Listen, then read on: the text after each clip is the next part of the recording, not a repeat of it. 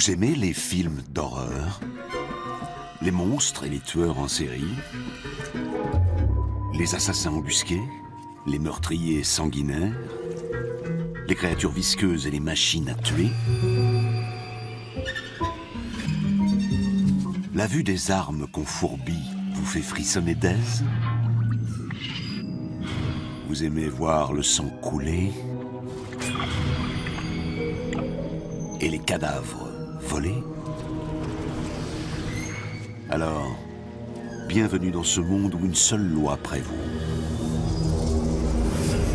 Manger ou être mangé.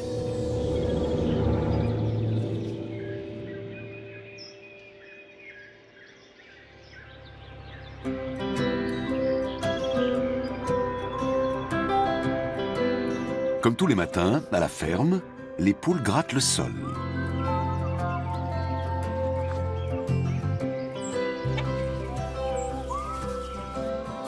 Les cochons s'ébattent dans leur enclos.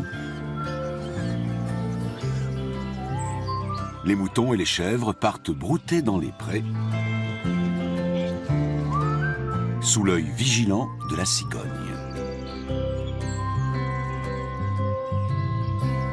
Au bord de l'étang, des libellules démarrent leur journée. Un monde bien paisible, en somme. Mais dans le pré, parmi les fleurs et les brins d'herbe, il existe un univers parallèle, peuplé d'êtres mystérieux. L'insecte que nous allons suivre dans cet épisode ne va pas tarder à apparaître. À force de s'agiter, l'enveloppe nymphale finira par se déchirer et laisser sortir l'animal adulte. Un innocent puceron assiste à la scène. Vus de près, les pucerons sont plutôt mignons, bien que pas très agiles. Mais ils devraient parfois faire attention où ils mettent les pattes.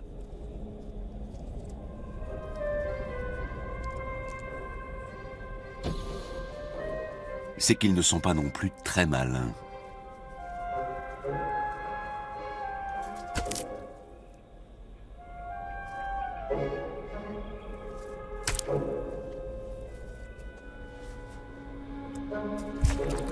Celui-ci réchappera finalement de sa rencontre avec notre héros frappeur.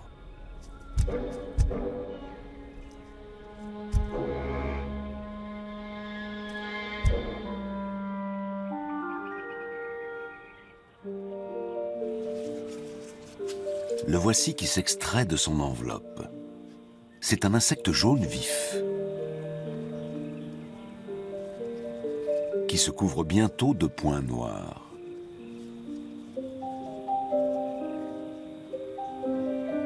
Quelques heures plus tard, sa carapace est devenue rouge. Et oui, c'est une coccinelle, sur laquelle on compte 1, 2, 3, 4, 5, 6, 7 points. Un chiffre porte-bonheur, propre à l'espèce la plus courante en Europe. Elle n'est d'ailleurs pas seule dans le coin.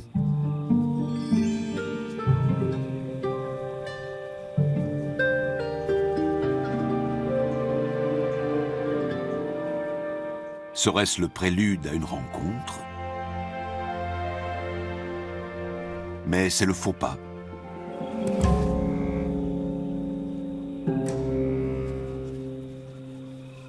Elle a la chance d'atterrir dans une fleur.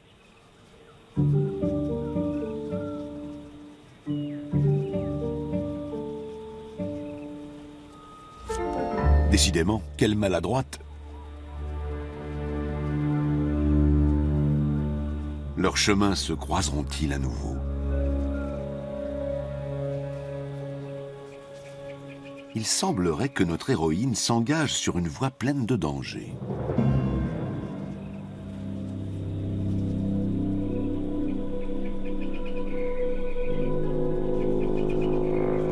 Elle a déjà été repérée.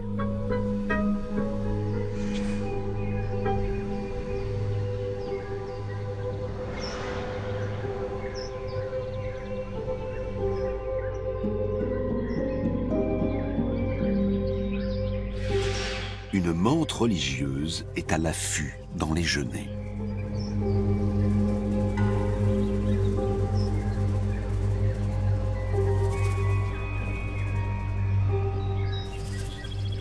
La prédatrice attend tranquillement que sa proie arrive jusqu'à elle.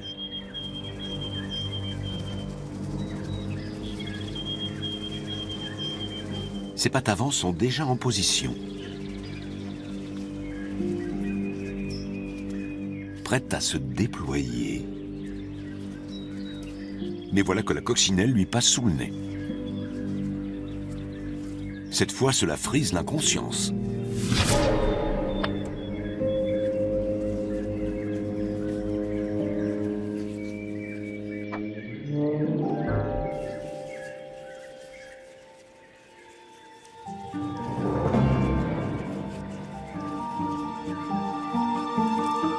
Tout près de là, une sauterelle à sabre se régale d'un repas de mousse. On raconte qu'autrefois, on recourait à la morsure de cet insecte pour brûler les verrues. Un criquet vient alors à passer.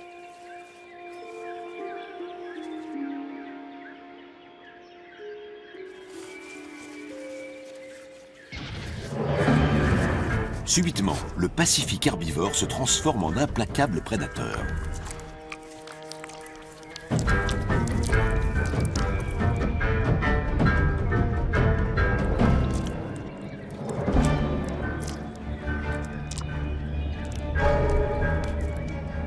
Le pauvre animal parvient à s'échapper. Les insectes sont des durs à cuire. Mais comment s'en sortir sans train arrière? Le criquet à demi dévoré intéresse aussi la menthe religieuse qui descend de son buisson, non loin de la sauterelle en train de chercher sa proie.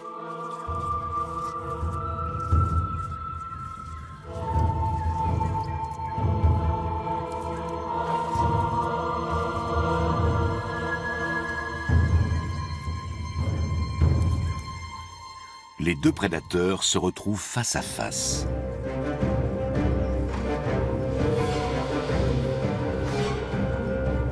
Le combat de la force contre l'élégance.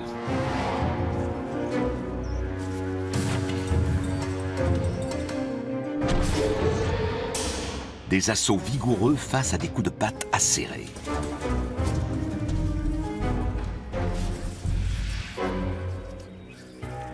La sauterelle se retire subitement.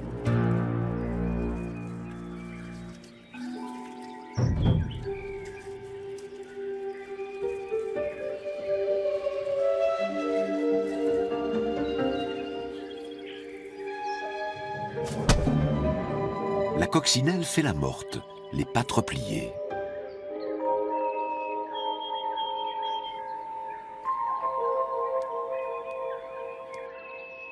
La menthe en profite pour s'éclipser. Elle n'a aucune chance de l'emporter.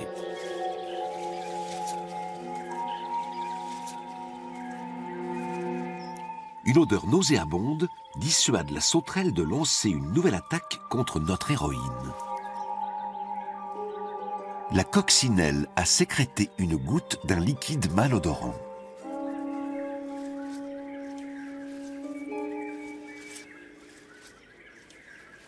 La menthe religieuse, elle, a déjà repéré une nouvelle proie.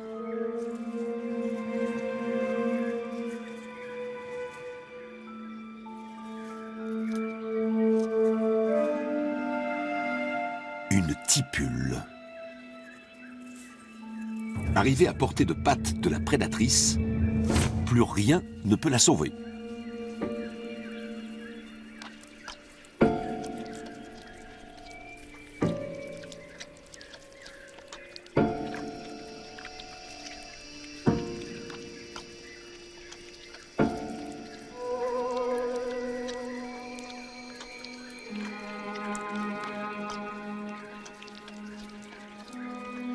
La menthe ne laissera rien du malheureux insecte.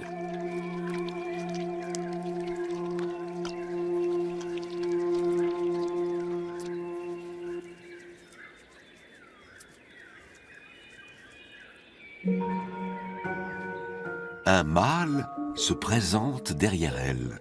Nettement plus petit, il se montre précautionneux.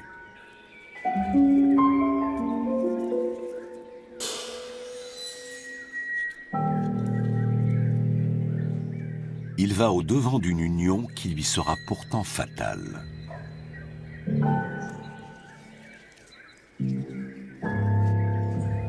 Quand elles ont faim, les mantes religieuses témoignent peu d'intérêt pour les mâles qui les approchent.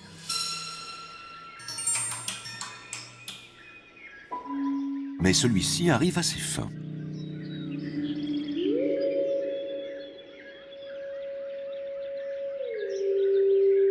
Les deux insectes s'accouplent. Au sol, le criquet à moitié dévoré n'a pas pu aller bien loin. La sauterelle affûte ses sabres avant de poursuivre son repas.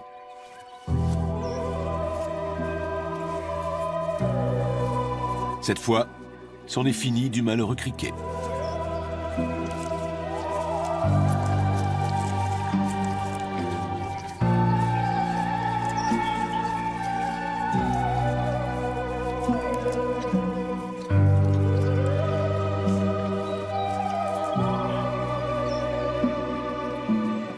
Pour la coccinelle, c'est le moment de prendre le large. Pour conclure son festin, la sauterelle s'offre un peu de verdure.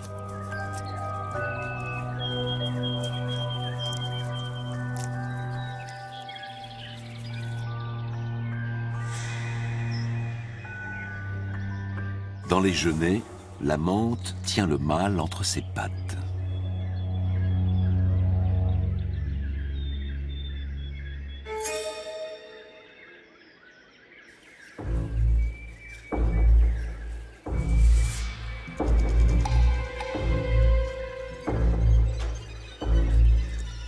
Mais l'heure n'est plus aux embrassades.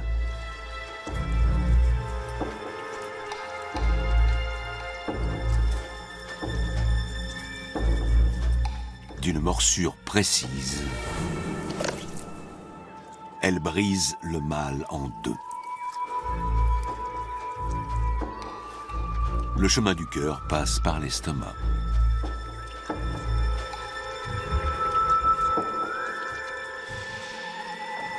En réalité, la raison d'être de ce rituel cannibale est d'ordre biologique. Les mantes femelles qui dévorent leur partenaire après l'accouplement pondent plus d'œufs que celles qui le laissent filer.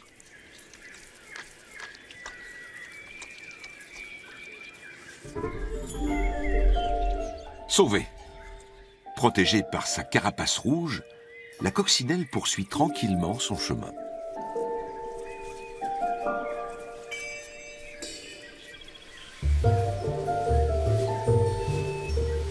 Il la conduit aux abords d'un étang.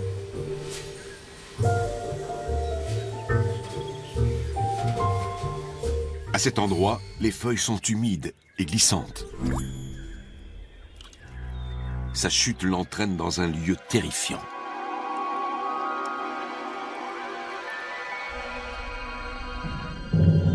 Dans l'étang, des écrevisses aux pinces puissantes sont à l'affût.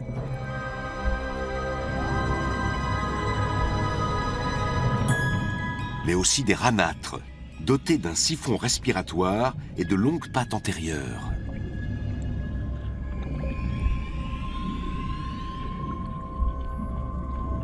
Et des escargots d'eau douce qui rampent la tête en bas. Sans la tension superficielle qui forme une pellicule à la surface de l'eau, la coccinelle aurait coulé depuis longtemps. Ces mouvements désordonnés attirent l'attention d'un triton, de larves de dytiques bordées,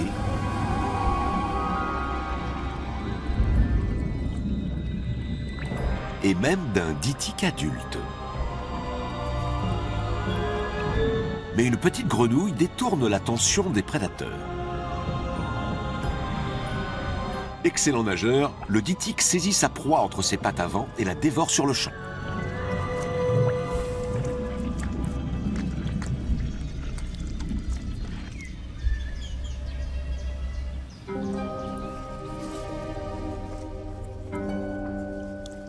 La coccinelle s'agrippe dans l'espoir de se sauver.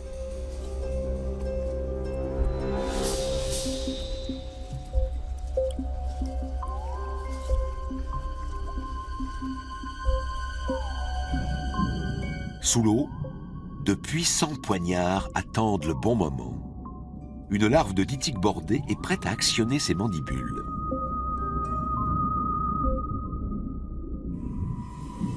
Par chance, elle aperçoit une larve de triton au fond de l'étang. Une proie facile.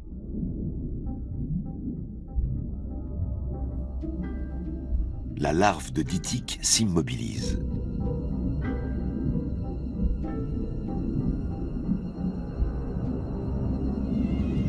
Et attend que le triton passe à sa portée.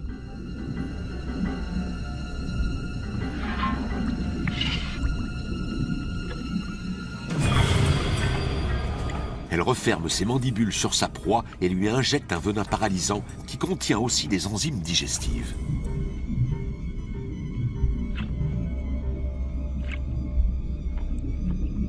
Sous l'effet des enzymes, les organes internes du triton se liquéfient. Le Dytique aspire alors le contenu par des canaux qui traversent ses mandibules.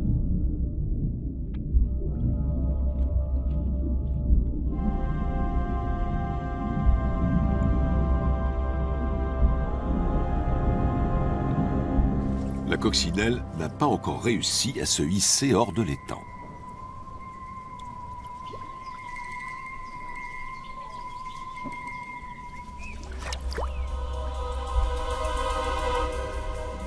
Elle attire l'attention d'un autre prédateur, cette fois une larve de libellule.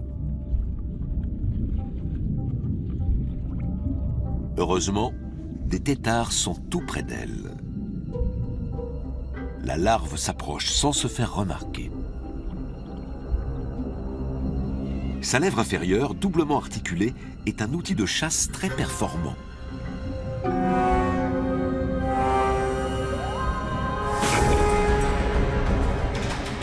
Elle la déploie d'un coup et plante des crochets acérés dans la proie.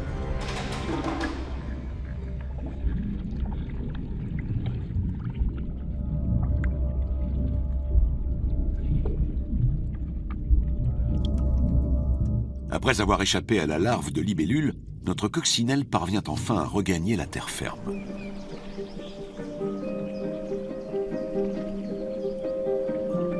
Au milieu des roseaux, elle croise une autre créature de la même espèce. Une larve de libellule est venue opérer ici sa dernière métamorphose. L'insecte adulte est en train de s'extraire de son enveloppe nymphale. En quittant l'eau, le prédateur a changé de territoire de chasse. Il se prépare maintenant à fondre sur ses proies par la voie des airs. Mâles et femelles s'abordent et s'accouplent en réalisant de superbes figures. Ils voleront ensuite pendant des heures en prolongeant leur union. Mais ce ballet n'a rien de romantique. Il est plutôt dicté par la défiance. Si le mâle ne se retire qu'au moment où la femelle pondra ses œufs dans l'eau, c'est pour éviter qu'elle ne puisse être fécondée par un autre mâle.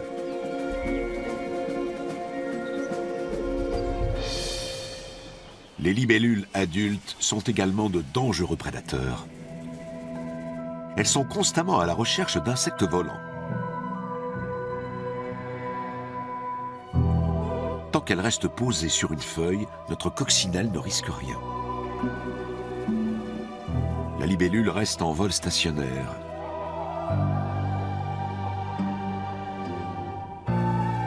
Prête à intercepter les proies qui passent à sa portée.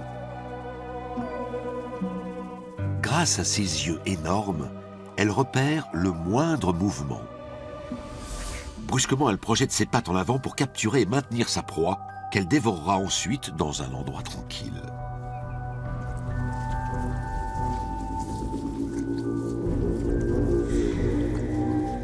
Ses mâchoires garnies de dents minuscules lui permettent d'ingérer l'intégralité de sa proie.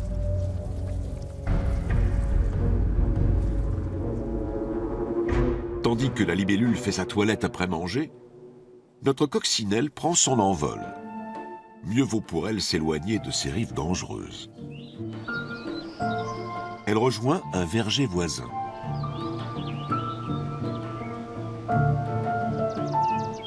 Les pommes sont déjà mûres.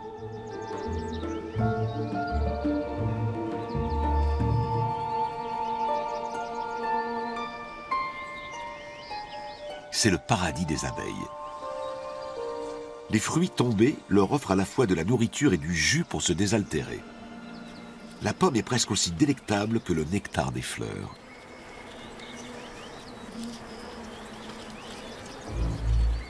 Mais d'autres insectes observent le festin des abeilles. Des frelons ont installé leur nid un peu plus haut, dans le tronc d'un pommier. Des sentinelles montent la garde à l'entrée du nid. Elles interdisent l'accès à tout élément indésirable. Une abeille s'enhardit à jeter un œil, jusqu'à ce qu'une sentinelle s'interpose.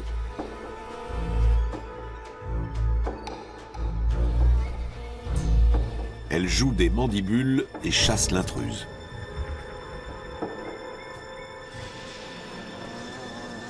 Tout à coup, les frelons se mettent en formation et donnent l'assaut. Leur objectif, la pomme tombée à terre. Leur intention n'est pas d'éloigner les abeilles, mais de les attaquer.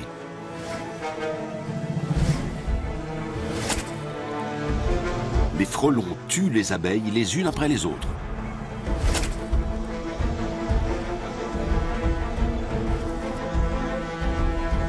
Ce sont avant tout des carnassiers. Les frelons capturent donc autant d'insectes que possible et les ramènent dans leur nid.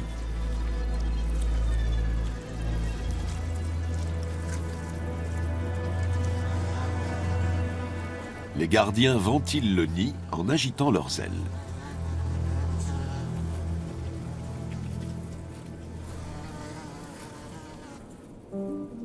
Notre coccinelle se trouve dans le périmètre de chasse des prédateurs.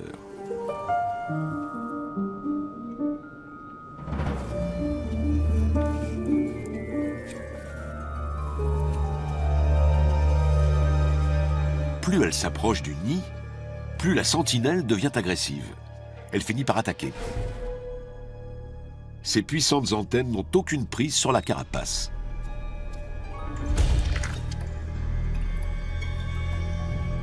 Le frelon essaie de saisir les pattes de la coccinelle.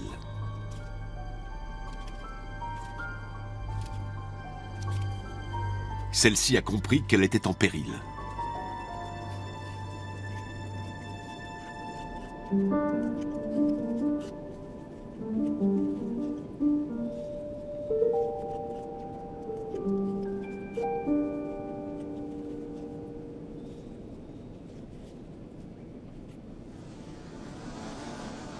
Après l'assaut, les ouvrières ramènent leur butin au nid.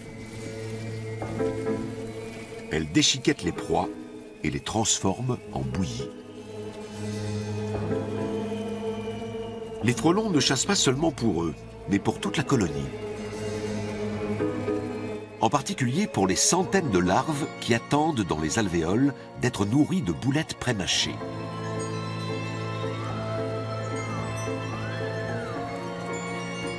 Un essaim de frelons capture chaque jour jusqu'à 1 livre d'insectes.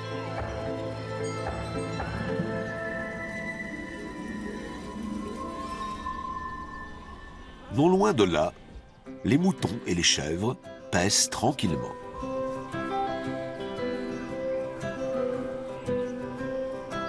Ils se sentent à l'abri des prédateurs.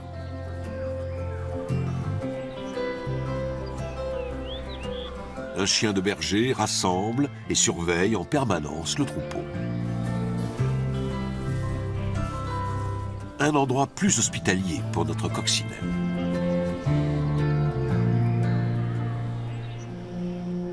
D'autres animaux se dissimulent dans la prairie, sur les herbes, les tiges et les feuilles des plantes.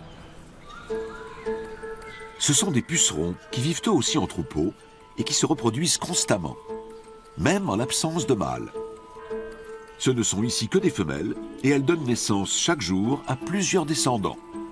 Cette reproduction asexuée est donc une forme de clonage.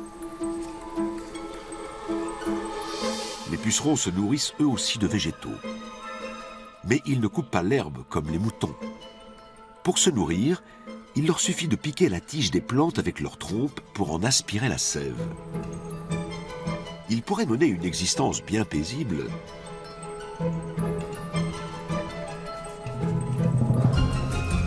Si une menace permanente ne pesait sur eux. Car ils sont à la merci d'un des plus terribles prédateurs de la prairie.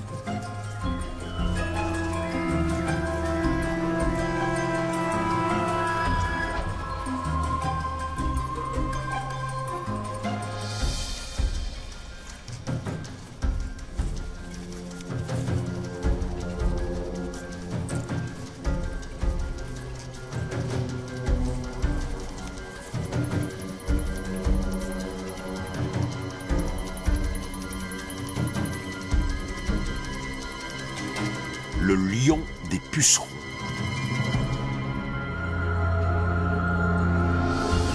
Ce monstre vorace n'attend qu'une chose. Planter ses mâchoires dans les pucerons bien dodus et en aspirer la chair juteuse, les uns après les autres.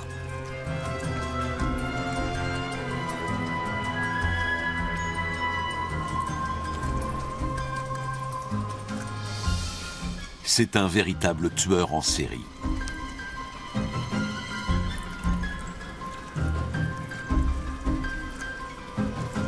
Un lion qui peut dévorer jusqu'à 70 pucerons par jour.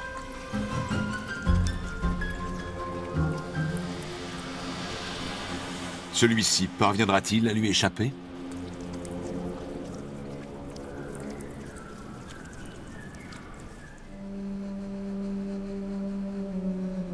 Un peu plus loin s'étend un terrain sablonneux.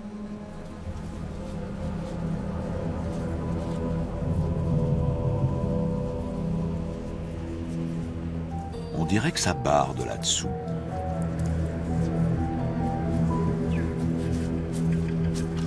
Quelqu'un envoie voler des cadavres.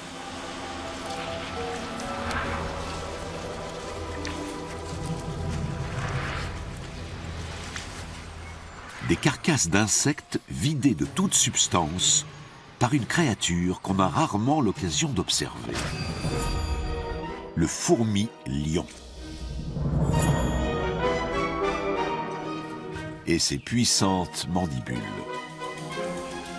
Il avance à reculons pour s'enterrer. Il s'enfonce profondément dans le sol. Avant de creuser des entonnoirs dans le sable.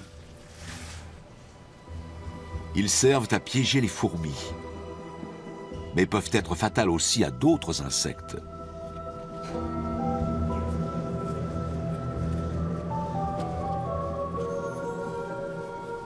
Cette punaise gendarme s'est aventurée trop près du trou. Elle glisse à l'intérieur. Et tombe entre les pinces du fourmi-lion. Celui-ci la tire dans le sable, aspire tout son suc et se débarrasse de la carcasse vide en la jetant au loin.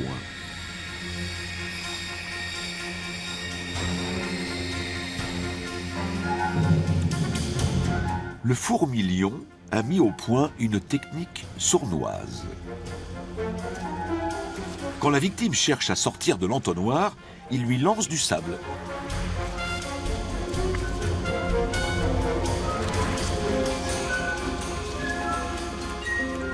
La fourmi roule à nouveau au fond du trou.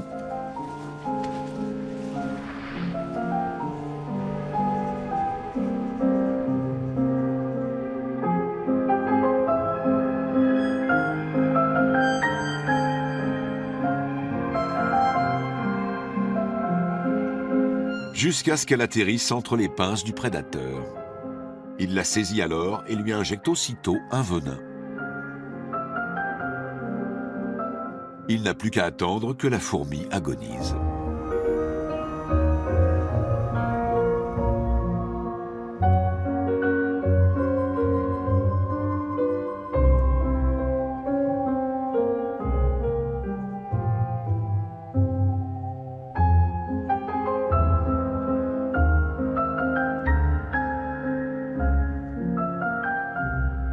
Quiconque tombe dans l'antre du lion a très peu de chances d'en réchapper.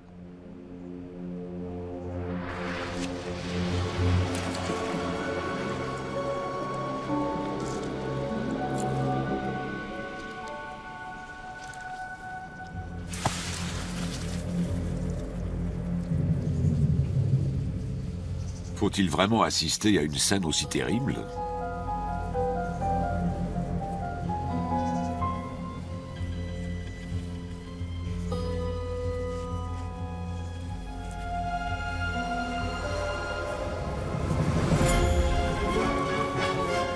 Le fourmi-lion n'arrive pas à agripper la carapace.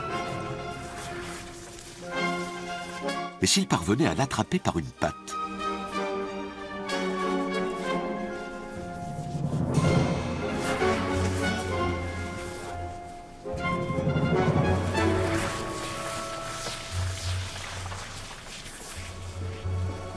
Sauvé!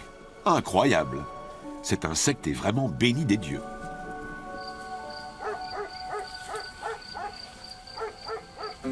Il fait bon se retrouver dans le pré au milieu de braves herbivores.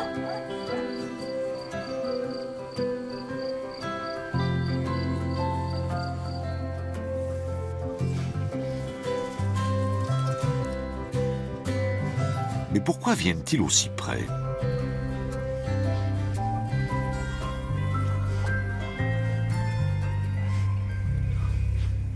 Ça devient inquiétant.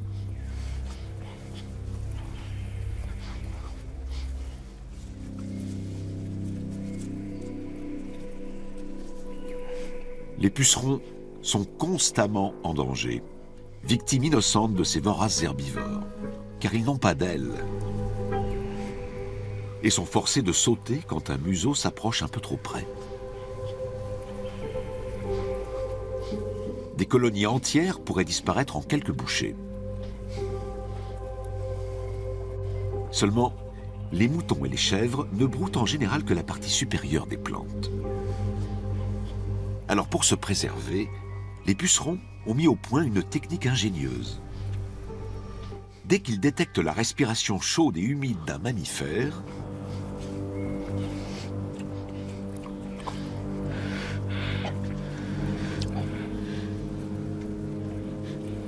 ils se sauvent.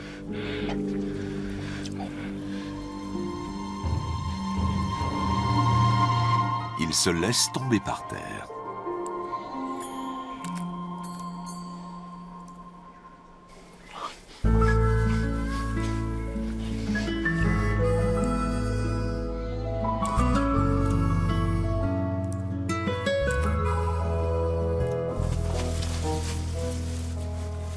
En général, quand ils broutent, les moutons et les chèvres se déplacent constamment. Les pucerons, eux, ont intérêt à remonter très vite sur une plante.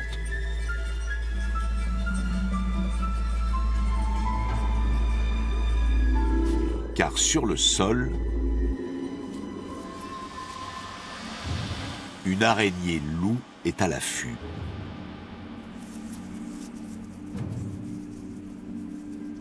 Elle ne tisse pas de toile, mais guette le passage des pucerons et autres petits insectes qu'elle repère facilement car elle n'a pas 2 yeux, mais 8. 4 petits et 4 gros. Elle fait des ravages parmi les pucerons.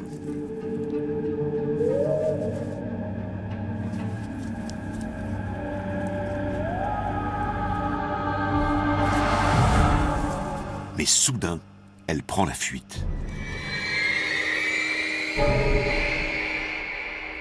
Elle se méfie du pompil.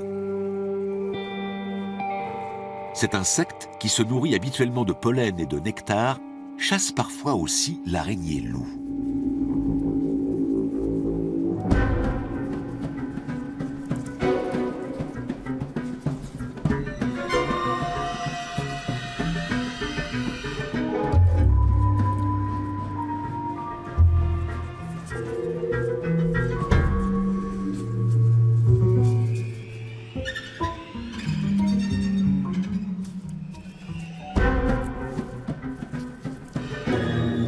sa proie capturée, il lui injecte un venin paralysant.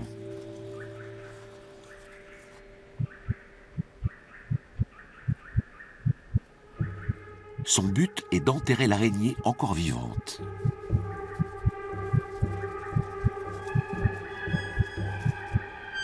Afin de nourrir sa descendance.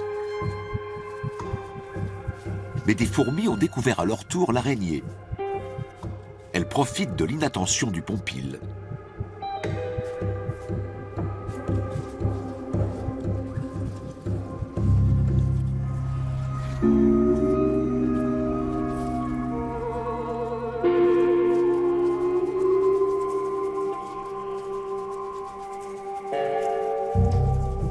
Et s'empare de l'araignée sans défense.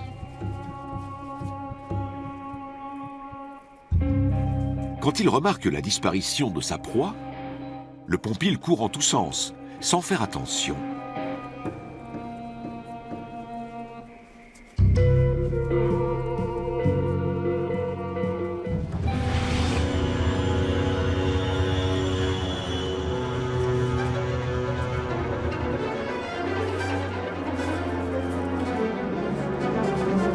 C'est ainsi qu'il finit son existence dans l'entonnoir d'un fourmi-lion. Deux prédateurs, l'araignée lion et le pompile, ont à leur tour été mangés.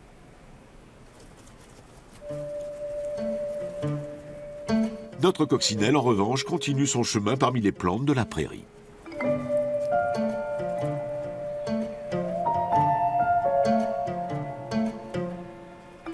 Les pucerons survivants font eux aussi l'ascension des tiges.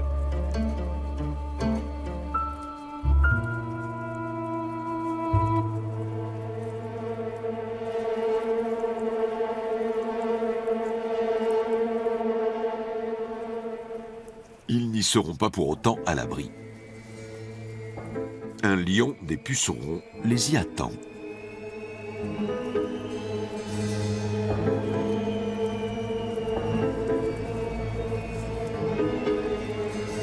Il fait des ravages dans la colonie.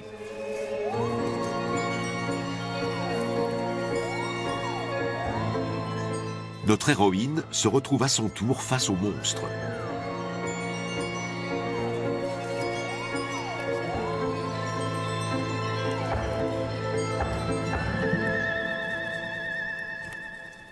Mais elle le repousse d'une simple bourrade.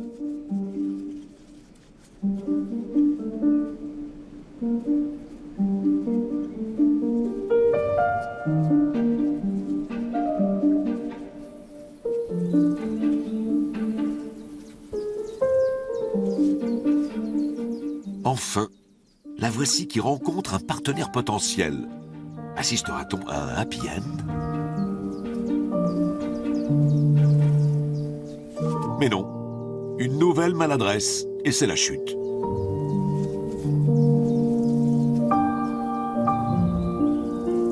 Ah, cette fois-ci, peut-être.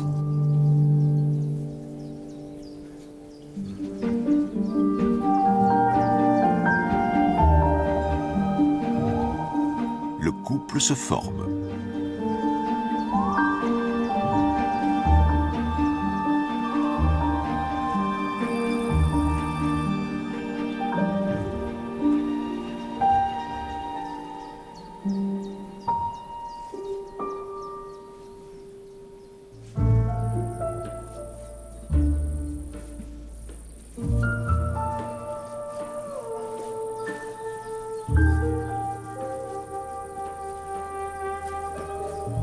Tandis que les deux insectes s'accordent une petite pause, voici que surgit à nouveau le lion des pucerons.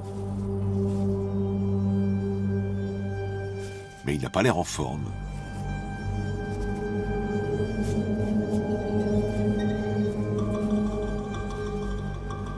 Qu'a-t-il à se plier en deux?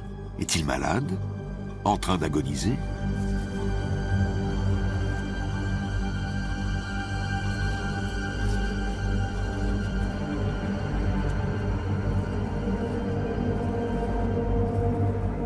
L'état de santé de ce glouton n'impressionne pas les deux coccinelles.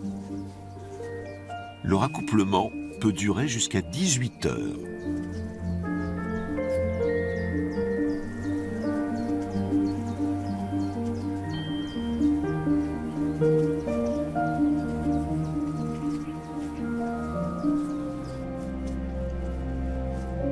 Le lion des pucerons est en train de muer.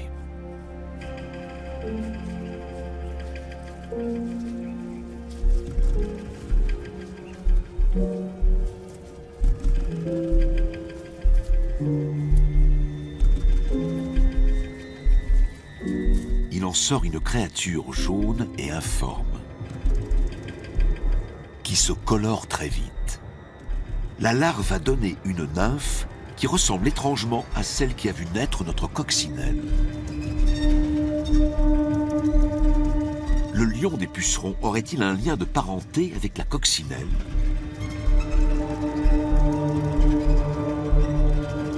Aurait-elle quelque chose à voir avec ce monstre vorace? Chez les insectes aussi, les apparences sont parfois trompeuses.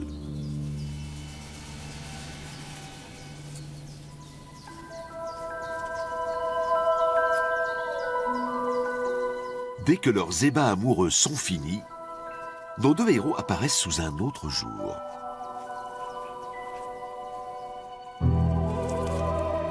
Les voici qui se jettent goulûment sur les pucerons pour les dévorer tout vivants, jusqu'à une centaine par jour.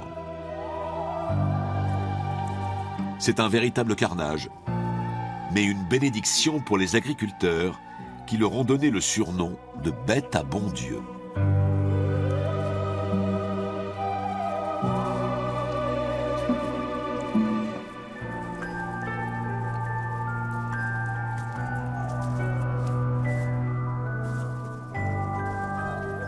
Si vous avez envie d'assister à d'autres scènes terrifiantes, venez avec nous explorer une autre prairie.